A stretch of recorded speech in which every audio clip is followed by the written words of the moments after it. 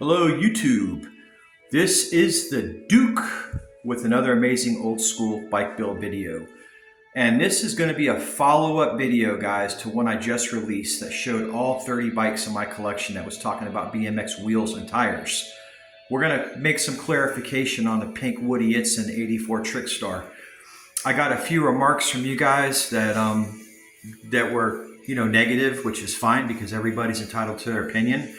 But we're going to talk about those things because I want to address this. I don't want to leave anybody feeling that they have no right to speak what's on their mind. They do. I just want to tell you guys how it really went down and tell you the real story behind the design intentions of this bike with Woody.Itson and Hutch. Because prior to this Trickstar, Woody rode a Hutch Pro Racer, I believe, and they came to him and said, "Hey man, we want to design a bike for you. What is it that we can do?" So let's have less talking. Let's go over this video. This is going to be a short one, guys. I'm just basically following up on my last video that I loaded up about BMX wheels. I want to clarify a few things about this Trickstar that were brought to my attention from viewers that left comments on here, okay? Most of them were very positive, and I really do appreciate you guys for those. A couple of them weren't so positive, and hey man, that's fine. Everybody's entitled to their opinion, and I'm going to address those remarks right now. So let's get into it. Okay, so let's recap what we had in my previous Hutch Trickstar videos. If you're a new viewer, please hit like or subscribe. If you enjoy amazing 70s and 80s old school BMX and BMX freestyle. Okay, so we just talked about all these different wheels. I did a wheels and rim video. And guys, of course I did not include every different wheel from the 70s and 80s. I only included what was in my collection. So let's take a look at the frame and let's talk about it. This is a 1984 Koizumi Japanese Trickstar. Now, if you've seen my previous videos, I tell you guys clearly what the difference is between both frames because they're really not that different. The Japanese bike has a shorter rear platform, okay? Once again, when Hutch came to Woody to design a bike for him, they asked him, "Hey, what do you want us to put on this bike?" Woody obviously didn't want to have another twin tube. He didn't have the need to have all of this platform towards the front of the bike because the guy was doing pogos and backyards and a lot of back hopping on the rim. And he was more concerned about a rear platform where he could put his feet.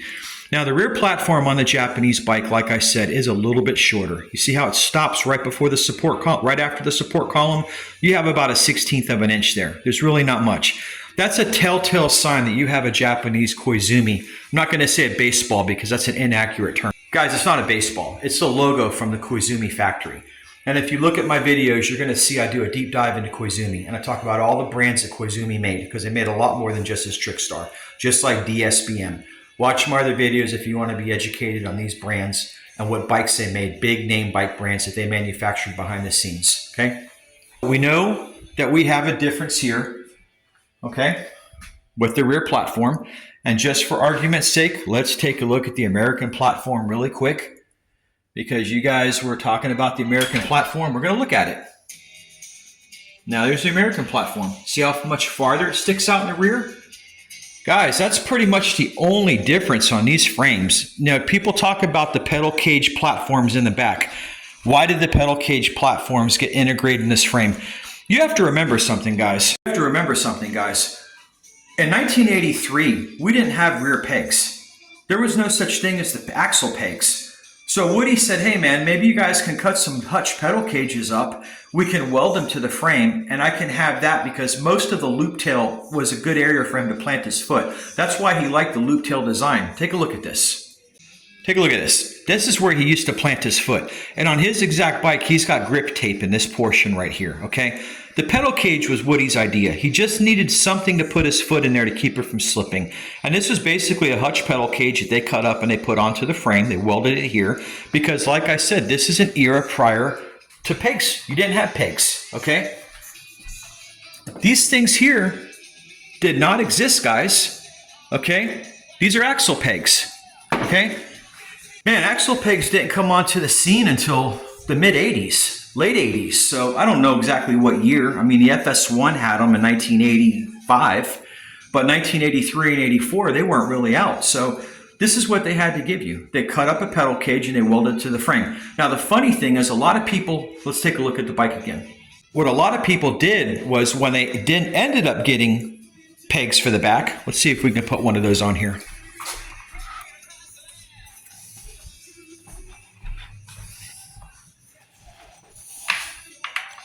All right. It looks really ridiculous on a Trickstar to have a rear axle peg. It just isn't old school. It just doesn't work with this period in time. It's not what I would call period correct.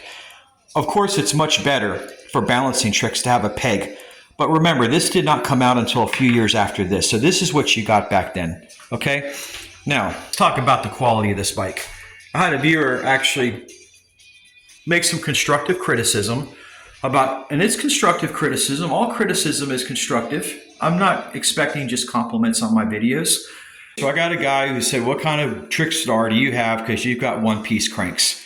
First of all, this is a pro class setup with a very nice set of tempered cranks.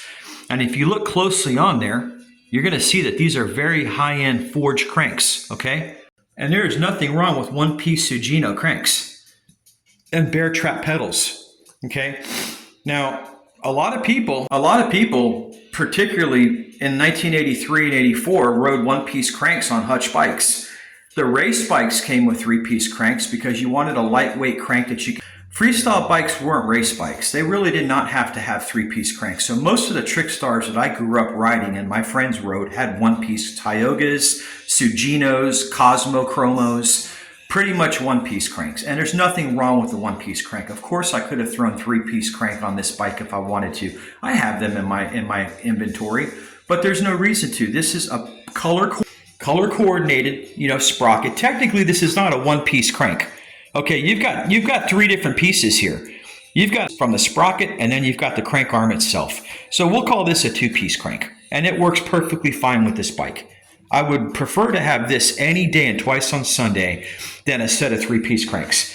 I mean, if you take a look at a set of three-piece cranks like I have on all these GTs, these are all three-piece cranks. Okay, there's nothing really spectacular about them. I have them on the Cook Brothers. I got some really beautiful Sun Tour SRs. That's Sun Tour. Three-piece cranks on there. Yeah, I love them, but on race bikes, not freestyle bikes. Okay, so we've talked about the Starship Enterprise thrusters, the platform that Woody designed for the top. This was inspired by Star Trek. Most of you guys know that these are the two rear motors from the Starship Enterprise. That's pretty much what he wanted. Most of you guys know the real bikes have weep holes in the back, although the new releases that Hutch has been releasing for the past few years come with them as well, but they do not come with the frame standers built into the frame back here. You're probably not going to see that. Now let's talk about one more thing, okay? All right, a lot of you guys do not know this, but this bike, when it originally came out, had a coaster brake on the back. Woody did not even have a freewheel to do his tricks. He jammed on the rear pedal and basically locked up the rear wheel and pulled the front end up and did his pogo stick.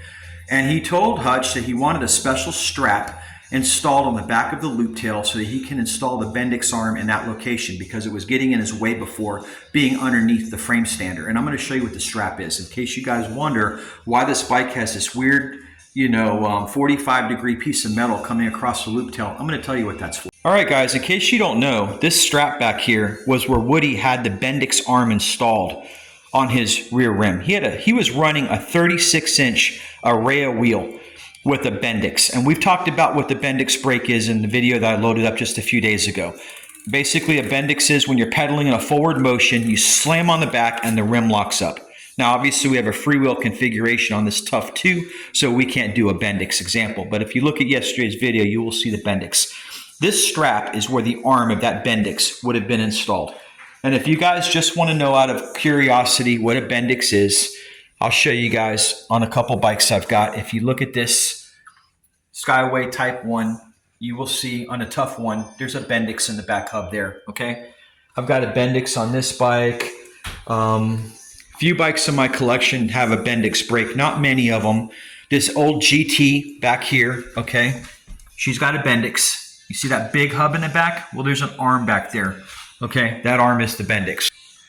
Take a look at the video that I loaded up a couple of days ago, and I get really into detail. Not into an engineering capacity of what the Bendix is, because it's a brake system, basically a clutch and brake system built into the hub. It's really an ingenious design. But it's basically a system where the original bikes came out with before we had freewheels and before we had rear caliper brakes. So Woody's Trickstar actually didn't even come with a freewheel. It had a Bendix. And the reason of that strap was because that's where his Bendix arm was going to be fastened down. Some of my Bendix brakes, I put them on the upper part of the triangle. Some of them I put in the lower part. You know, of course, this is a loop tail, so we really can't get a good example here. But you could put the Bendix on the lower arm or on the upper arm. In this case, he had options to put it anywhere along this strap, okay? That was his preference, to keep that device out of the way of this, because his foot was constantly getting caught on that, causing him trouble. So when we talk about how rudimentary the early frame was, we really look into the details of the fact that it didn't even have a free wheel. It didn't even have a set of tough 2s or tough 1s. It had a array of 36s with a coaster brake. You can kind of understand why these bikes came with one-piece cranks. I mean, if you're going to go to the expense of putting a 3-piece crank on a Hutch Trickstar in 1984 at a bike shop or however they came out of Hutch, because the bike shops really built these bikes. They just bought frame forks and bars and seat posts. They bought packages and they put their own components on them. I'm sure you could order one from Hutch, but most bike stores in Miami where I grew up were in charge of building these bikes when they got to the shop. They just bought frame sets and they added whatever components the customer wanted to put on there. You got to choose what you wanted on your bike, where I grew up in Miami as a kid. So of course, you know, when mag wheels came out and Tufts came out, they were the bee's knees, as you guys would say. Everybody wanted them, and that's what they put on. But prior to the Tough Wheel, you rode around on a Reyes, man, and you had a coaster brake. So basically, this came from a brake cage off of a set of Hutch pedals. They basically took this, put this on here. When a lot of this went with the rear axle brake, we hacksawed this off with a hacksaw. You'll find a lot of old 84, 85, 86 Trickstar frames where this has been cut off. There was no need to have this. It really did not work well. If you look at it, there's really not much area there to put your foot. It really doesn't do much. So when axle pegs came out, a lot of kids just hacked this stuff off and left 2 burrs here, which would cut you if you weren't careful. So be very careful if you pick up one of those frames. We talked about the rear platform on the American and Japanese Koizumi frame. Yes, this is a Koizumi frame. I love it. I love it more than my American-made sitting over there. As much as I love the American-made frame in Porsche white, I really do not like the way they extend off the rear platform. I think they took that a little bit too far, guys. I really don't like it. I'm telling you, this is more flush, more streamlined. I like this design better, okay? After 1986, 87, 88, when these guys were going airborne, not many people needed a place to put their foot anymore behind a seat post. Other than that, the frames are identical. I mean, you got the same geometry on all these frames, okay? Just wanted to clarify those 3 points. I want to talk about cranks, 1, 2, 3-piece cranks, what's appropriate on a Trickstar. Whatever you want to put on your bike, it's up to you, man. Nobody has a right to criticize you for what you've got on a bike. If you want to throw a set of Schwinn 1-piece cranks, I've seen them on Trickstars. They work fine. If you want the complexities of a 3-piece crank and the fact that you're constantly going to have to adjust the arms as they get loose, you have to take the dust caps off all the time, lubricate them. You have to have a chromoly spindle. They really don't roll nearly as smooth as a system like this does. If that's the case, great. This brake set, this chain ring and crank setup would cost just as much as a 3-piece setup would. So it's not about money. It's about aesthetic, performance, and appropriateness. And this gets the job done, and it looks terrific. Now, rear standers go, we talked about that. You know, we talked about the wheels, we talked about the frame. Don't talk enough about in my videos is how amazing these guys were back in the old days doing these tricks. Yeah, we've got, ever since X Games, you know, we've kind of been desensitized to what these guys did in the early days. When you look at Eddie Fiola in the King of the Skate Park video in 1984, and you realize that him and, you know, Ron Wilkerson and Brian Blyther, I think, and Mike Dominguez and Hugo Gonzalez, and you had all these guys, man, coming out of these combi pools, concrete pools, going vertical, sometimes 9 or 10 feet up, and they have to re-enter in the exact same glide path that they went up in. And when you look at these videos and realize the balls it takes to go face down into a concrete pool, we're not talking about plywood. We're talking about a concrete drained pool. These kids have to have that back tire within a 1/16 of an inch of that coping, or they were going to face plant into a 4.5-inch concrete slab, reinforced concrete slab right in their face as they ate it. I mean, this was a really, really death-defying trick to do back in the days. And frankly, I don't know how the hell they pulled it off without losing their teeth. because I'm not criticizing anybody who rides plywood. Anybody who can do a 540 or a 720 coming out of a plywood half pipe, great, man. Or a MDM board, or the kind of stuff they ride on nowadays, dirt, they land on airbags, all this stuff. You got to remember, these guys did this in skate parks, man. Somebody had the crazy idea to go into a drained pool with a completely vertical edge and shoot straight up like a rocket, go 9 feet in the air, pull 180-degree re-entry, and land perfectly as you came back into the pool without doing an endo or slamming your rear brake on the coping and destroying your bike and your head in the process. And no, you could not have a Bendix to do those kinds of tricks. Think about it. When you push down on that rear pedal coming back in, that tire is going to catch on the edge of that concrete and send you face first into the pool. So, of course, by that era in 85, late 84, freewheels were coming on the scene. I'm pretty sure Eddie's GT and the Trickstars that were being used at that skate park were probably adapted with freewheels. I could be wrong. If they had Bendixes on the back of those bikes, man, I don't know how they pulled that off, okay? I didn't see any skid marks going down the side of those pools, but who knows, man? Well, maybe if one of you guys watch one of my videos, you can clarify if you had a freewheel or a Bendix on those bikes. But I'm going to let you know this, man. I love what you guys do and what you did, and the tricks that you guys did influenced me as a BMX freestyle rider growing up. My brother was influenced by you, did some amazing tricks. I remember when he mastered the Miami Hopper, it was because of Woody.Itson that he did that. Because Woody was the first person we've ever seen to do a Miami Hopper and ride in and out of it. And not only that, do a damn handstand on the bike while he was doing it. I mean, the amount of balance that these guys were able to pull off, they all make it look easy. And everybody can talk about how that's no big deal by today's standards. But you go get on one of these bikes and you go out there and try to go do a Miami Hopper and see how you end up in the ER. I mean, I would be hard-pressed to say probably 5% of all professional riders can go out there and pull off a trick like that. That is not an easy trick. And doing a 540 like Mike Dominguez first did, and then a 720s, and then I'm sure now they're into 9 whatevers and 1,000 whatevers. But the truth of the matter is this was done 40 years ago, guys, in concrete pools. This was like Evel Knievel back in the day with 20 tractor trailers. He wasn't using a CR250 or a YZ250, man. This guy was on a behemoth motorcycle doing this, okay? I'm not knocking the guys who do these kinds of tricks like his son Robbie did on a blood red CR250 in 85. But, you know, you're not really making fair comparisons with these old school cats compared to what the kids do nowadays on the bikes, because these guys really are the pioneers of this. And this is the kind of equipment that these, and granted, by today's standards, this thing is a tank. It's heavy, it's bulky, the geometry is completely wrong.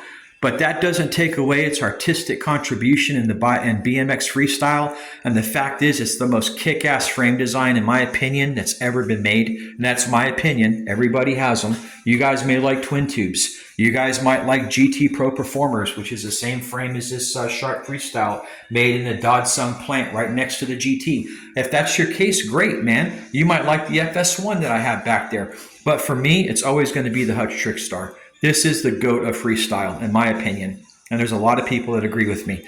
So we're going to wrap this video up again with these beautiful 2-piece cranks, okay, with this Pro Neck chain ring. And I think that's a 40-tooth chain ring that's on there. I think that says 40. And you can see the frame compared to my American frame in my other videos. Okay, the bars on this bike are not ladder bars, they're pro bars, because Woody never even had ladder bars when the first bike came out. Remember, man, he rode around on a racing bike. Okay, the guy had a pro racer. So this was a real innovation of its era, thanks to him and his contributions in the BMX freestyle. And him, not just, we got to thank, you know, the chairman of the board, Martin Aparijo. We got to thank Eddie Fiola. We got to thank Mike Dominguez. We got to thank Diz Hicks. You know, Fred Blood from General. I mean, R.L. Wilkinson. I mean, we've got R.L. Osborne, excuse me. We've got all these people, man, that are just Tim Judge. I mean, it just goes on and on. All these people that contributed to this amazing thing that we call old school BMX. So that's it for this video, guys. I just want to touch on a few things about the pink Trickstar, because I did get some kickback about that on my remarks. And it's not, the chain ring and cranks on this bike has nothing to do with saving cost. It has to do with, this was what this bike originally came with, and it's appropriate aesthetic-wise. If you're new to my channel, my name's Duke. I specialize in old school bicycles, BMX, freestyle, and I'd invite you to like or subscribe to my channel. And if you guys enjoy videos like this, I invite you to my library where you can take a look at a bunch of different amazing old school bikes that I've done videos on. So for now, that's going to conclude this video. Thanks for viewing, guys. Hope everyone has a great day. And remember, stay rad.